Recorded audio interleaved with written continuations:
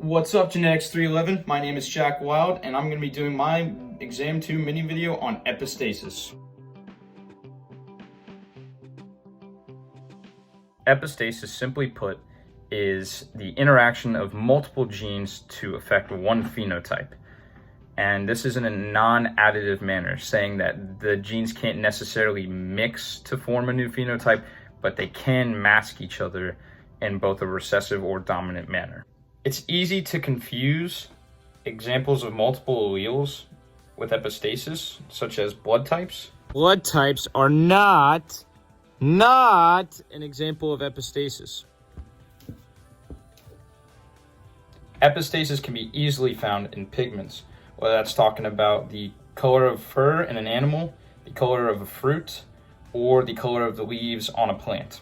In Genetics 311, there are 6 types of epistasis, but we are going to focus on recessive epistasis.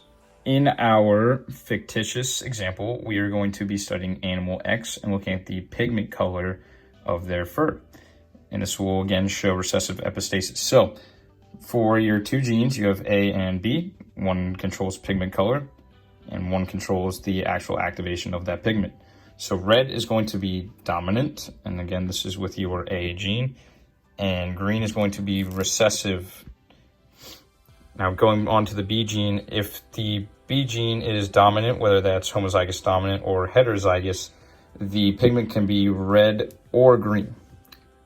But if it ends up being homozygous recessive, then there will be technically no pigment activation, so no activation of gene A, in which case neither red or green will show, and blue will actually be the shown pigment.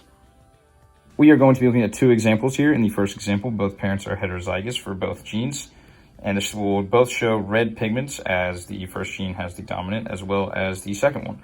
In the second example, we're going to have a red parent crossed with a green one because we have the first gene dominant and the first gene, the other parent, recessive, but the pigment is activated in both. Here's our example 1 cross. Inside each box is a genotype, and the phenotype is reflected by the color of each genotype.